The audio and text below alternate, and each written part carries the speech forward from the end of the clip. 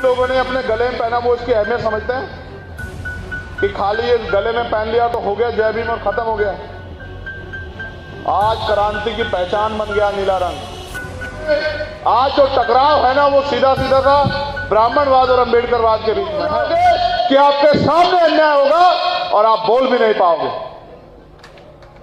मैं ये फिर कह रहा हूं, मेरी बात पे गौर करो।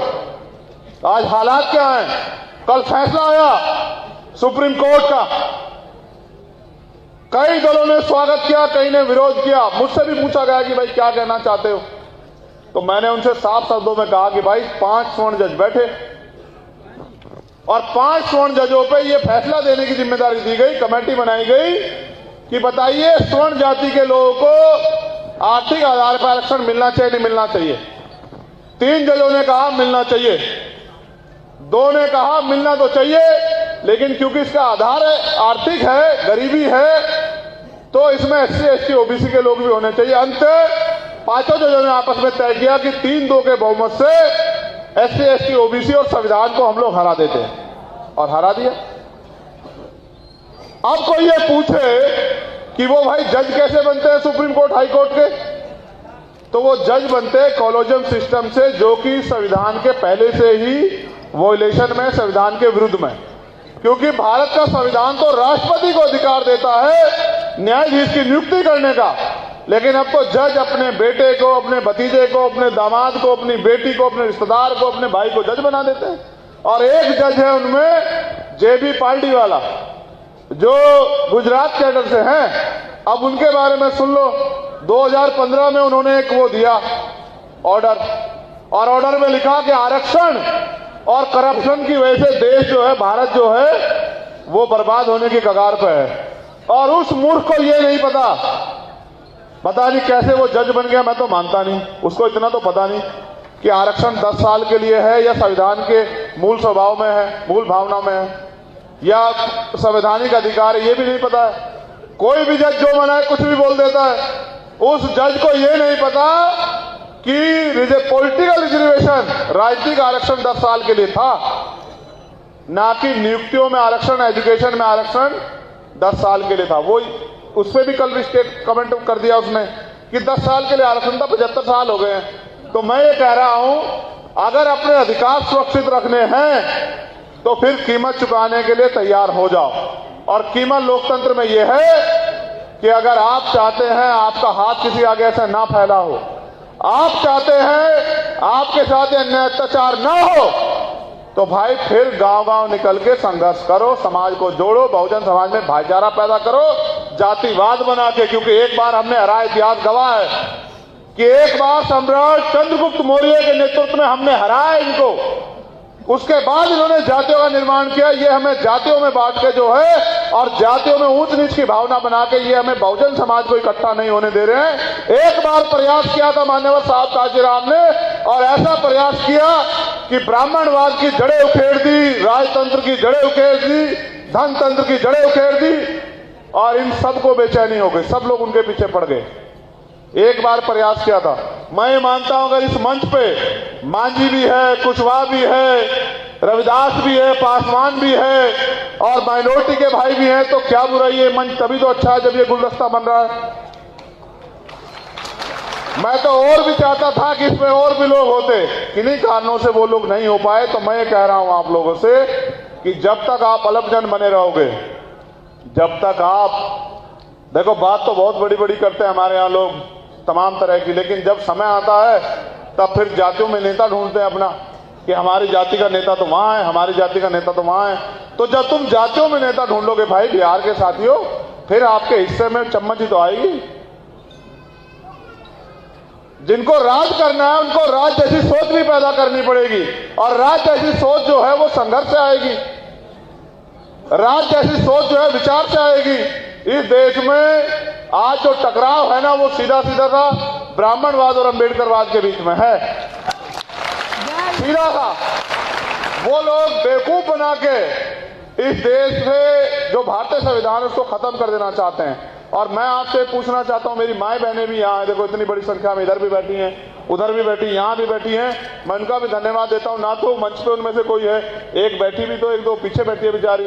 मैं तो चाहता था इस मंच पे वो आगे बैठती है, एक वहां हमारी बराबर में, तब तो मजा आता जब वो जो है उनको भी सम्मान बराबर का मिलता। अभी हमें बहुत कुछ सुधार करने की जरूरत है, ये बात अलग है। लेकिन मैं ये आपसे पूछना चाहता हूं कि अगर भारतीय संविधान कल खत्म हो जाता है, यानी कि समान अवसर खत्म हो जाते हैं, तो आपको कोई कुर्सी पर बैठने देगा भाई? आज जो लोग फोटो खींचने वाले बन रहे हैं, आप ये बताओ, आप ये बताओ, अगर ये संविधान जो हमें समान अवसर देता, अच्छा देखो, 2 हाथ 2 पैर 2 आंख 2 कान और स्वस्थ शरीर तो आपके पास है और ऐसा ही शरीर मेरे पास है। और अगर आप आगे नहीं बढ़ रहे हो तो आप अपने लिए दूसरे को दोषी मत कहो, क्योंकि वही आगे बढ़ेगा, वही चमकेगा जो रगड़ा जाएगा, जो मेहनत करेगा, संघर्ष करेगा, वही आगे निकलेगा। तो आप ये बताओ, जब समान अवसर है, आज पढ़ने के लिए भी समान अवसर है हमारे पास, पढ़े हम लोग, और राजनीति के लिए भी समान अवसर है, तो हम दूसरे दलों की पूंछ क्यों बने? साहब काशीराम कहते थे, अपनी दूसरे की महल से बढ़िया होती है अपनी झोपड़ी, जहां मालिक होते हैं। यहां मैं आपको डांट दूं, आप मेरी उंगली खींच लो, आप वहां बैठ जाओ, मैं यहां बैठ जाऊं, यहां हम सब लोग बराबर हैं, अब आपस में परिवार। आप वहां से मुझसे कोई सवाल कर दो, यहां से मैं आपसे कुछ पूछ लूं, यहां में एक है, परिवार है। क्या आपको लगता है किसी और दल में हम लोग इस तरह से अपनी बात रख सकते हैं? जब हम अपनी बात भी नहीं रख सकते तो क्या वो हमारे मुद्दों का हल करेंगे? जितने लोग आप यहां बैठे, मैं गारंटी देता हूं, अगर आप लोग कमर कस लें और आज जो लोग मंच पे बैठे हैं, ये मुझे शक्लें दिखाने के बजाय अगर फील्ड में जाकर मेहनत करें, मैं गारंटी देता हूं कि 1 साल के अंदर जो है, आप गांधी मैदान की बात करते हैं, मैं कहता हूं अगर पटना पूरा बंद ना हुआ तो मैं राजनीति करना बंद कर दूंगा। उसे शर्त लगा लो, मैं आपकी क्षमता को भी जानता हूं, लेकिन मैं फिर कह रहा हूं ना, सिर्फ मेरे आने पे आते हैं मुझे शक्ल दिखाने के लिए कि बता दें कि हम भी हैं। बाकी अगर पूछो, गारंटी से दे दो, जो लोग कैडर में थे, मैंने उनसे कहा था कि ये मत सोचो कि आज मंच पे कौन बैठा, ये सोचो कि अगर आप काम करोगे तो कल उस मंच पे मेरी बराबर में आप भी वहां बैठे होंगे। तो ये सोच के काम करो, तो फिर देखो आप लोग कैसे आगे नहीं बढ़ते हो। ये कोई बाबा साहब ने क्या कहा जब उन्होंने वोट का अधिकार दिलाया, अपने 4 बच्चे कुर्बान करके कहा कि आज मैंने रानी का पेट काट दिया है। आज के बाद राजा आपकी वोट से तैयार होगा, बैलेट बॉक्स से तैयार होगा। आप मुझे बताओ, मैं भी तो एक प्राइमरी स्कूल के हेडमास्टर का बेटा हूं। बाबा साहब के द्वारा दिए गए आरक्षण से नौकरी लगी मेरे पिताजी की, उनकी नौकरी लगी तो उन्होंने हमें 6 भाई बहनों को पढ़ाया और मैं पढ़ लिख लिया, तभी तो आज यहाँ संघर्ष कर रहा हूं। अगर मैं पढ़ता लिखता नहीं तो भाई मैं भी कहीं जो है मजदूरी कर रहा होता। मैं आपसे सबसे कहता हूं खूब पढ़ो, और जो लोग राजनीति भी कर रहे हैं उनसे भी कह रहा हूं कि बिना महापुरुषों के संघर्ष को पढ़े आप कभी कामयाब हो ही नहीं सकते। मैं तो यहां जन्मे जननायक कर्पूरी ठाकुर और बाबू जगदेव प्रसाद कुशवाहा, और मैं ये कहता हूं सबसे पहले अगर मैं उठता हूं तो सबसे पहले बाबू जगदेव प्रसाद कुशवाहा की शहादत को नमन करता हूं और सबसे पहले उन्हें याद करता हूं कि अर्जक संघ के नाम पे उन्होंने जो विचार दिया, उन्होंने इतना कड़ा जवाब दिया उस समय भी कि वो उनका तोड़ नहीं कर पाए। इसलिए तो जब विचार को नहीं रोक पाए, व्यक्ति को तो हत्या करनी पड़ी, ऐसे हालात बनाए उन्होंने। तो मैं फिर आपसे ये कहता हूं कि आज हालात बहुत खराब, और चारों तरफ एक ही उम्मीद है। बताओ भीम आर्मी के अलावा कोई उम्मीद है क्या? आप बताओ मुझे, बताओ। वो महाराष्ट्र में रहता है और रहने वाला वो राजस्थान का है, उनके यहाँ 10-20 कैबिनेट मिनिस्टर हैं, एक सेंटर का मिनिस्टर भी है केंद्र की सरकार में, स्टेट की सरकार में, लेकिन उम्मीद वो भीम आर्मी के कार्यकर्ताओं से लगाता है। तो इस विश्वास को आप समझते हैं, विश्वास कैसे पैदा हुआ है? ये विश्वास आपके संघर्ष से पैदा हुआ है। इसलिए मैं आपसे कह रहा हूं कि हमें अपने संघर्ष के बलबूते, अपने खून का कतरा कतरा चुका के इस देश में बहुजन राज लाना है। और हमारा नारा है बहुजन स्वराज का, ऐसा राज जहां मानवता की बात हो, ऐसा राज कि जहां तमाम तरह से जो है अंतिम व्यक्ति भी रोटी कपड़ा मकान की लड़ाई ना लड़े, उसके स्वाभिमान सम्मान के साथ छेड़खानी ना हो, उसके साथ अन्याय ना हो, उसको तमाम अवसर मिले और वो आगे बढ़े और वो तरक्की करके अपने परिवार को आगे बढ़ाए। और जो गैर बराबरी इस देश में सामाजिक आधार पे कि ये छोटा है बड़ा, ये खत्म हो जाए, जाति व्यवस्था जो है टूट जाए, उसके लिए पहले हमें जातियों को जोड़ के भाईचारा बना के बहुजन समाज बनाना पड़ेगा। और बहुजन समाज बना के, और बहुजन समाज ऐसे भी नहीं बनेगा कि एक ही जाति के लोग सारे बन जाएं, प्रदेश में, जिले में, संभाग में, मंडल में, विधानसभा में, तो ऐसे भी नहीं बनेगा। जिसकी जितनी संख्या भारी उसकी इतनी हिस्सेदारी, इस नारे को भी याद रखना पड़ेगा। हमारे महारहबर कह के गए कि बाबा साहब के बच्चों के बिना देश का शासन नहीं चलने दूंगा, और आज बताओ आपके मुद्दों पे कोई बोलना भी नहीं चाहता। आज बताओ क्या अधिकारी कर्मचारी यहां परेशान नहीं है क्या? बताओ पूरे देश में अधिकारी कर्मचारी जो है किसी तरह से, किस तरह से मुंह बंद करके नौकरी कर रहा है नहीं कर रहा है? बताओ।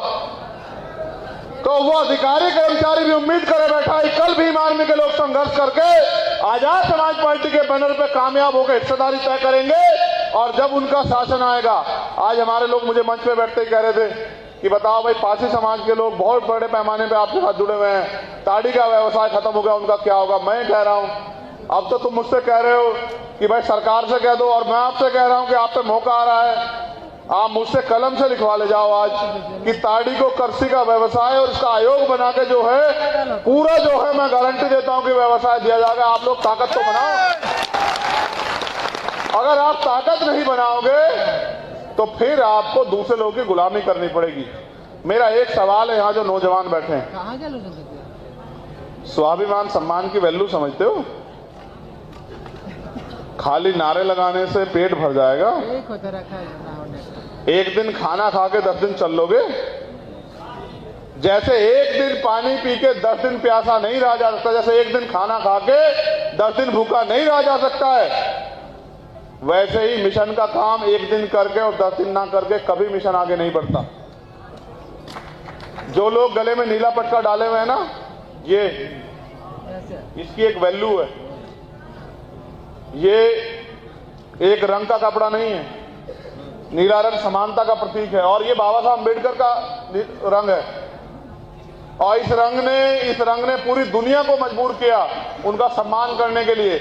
और भारत के प्राइम मिनिस्टर भी कहते हैं, बाबा साहब की बात करते हैं, कल अगर हमारे अधिकारों को कुचला गया, वो जो जज थे जेबी पार्टी वाला, वो भी बाबा साहब का नाम लेके शुरू किए।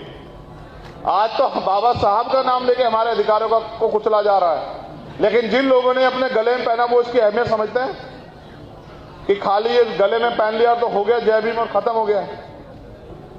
आज क्रांति की पहचान बन गया नीला रंग, आज स्वाभिमान सम्मान का रंग बन गया नीला रंग। और मैं ऐसे कार्यकर्ताओं को भी जानता हूं, एक दिन एक कार्यकर्ता का आंदोलन में सीओ ने गले से नीला पटका उतार लिया, उसने कहा मर जाऊंगा लेकिन इस अपमान का बदला जरूर लूंगा, और सीओ को मजबूर होकर माफी मांगनी पड़ी।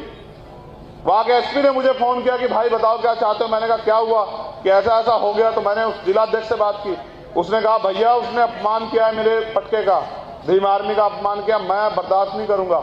अंत आप विश्वास करो, जिला फर्रुखाबाद की बात है, तो वो मैंने कप्तान से कहा कि देखो भीम आर्मी वाले हैं, उनको मैं भी नहीं समझा सकता। तो कहा जी आप उनके नेता हो? मैंने कहा नेता भले ही हूं लेकिन हूं तो उनमें से एक ही। तो जब मैं ही नहीं किसी की सुनता तो वो कहा सुनेंगे? तो मैंने कहा जब मैं ही किसी की नहीं सुनता तो वो किसकी सुनेंगे? तो फिर एसएसपी ने कहा मैं जिम्मेदारी लेता हूं, उसको बुलाया और सम्मान वो पटका उस सीओ के हाथ सबसे गले में डलवाया, और सीओ ने कहा मुझसे गलती हो गई, तब वो माना। देखो कीमत चुकानी पड़ती है। मैं आपको भी कह रहा हूं, आप तय करो बिहार में आप इस अन्याय के साथ जीना चाहते हैं या अपनी ताकत बना के जो है कामयाब होके, और ये जो यहाँ बिहार में ये कुर्सियां रखी इन पे बैठना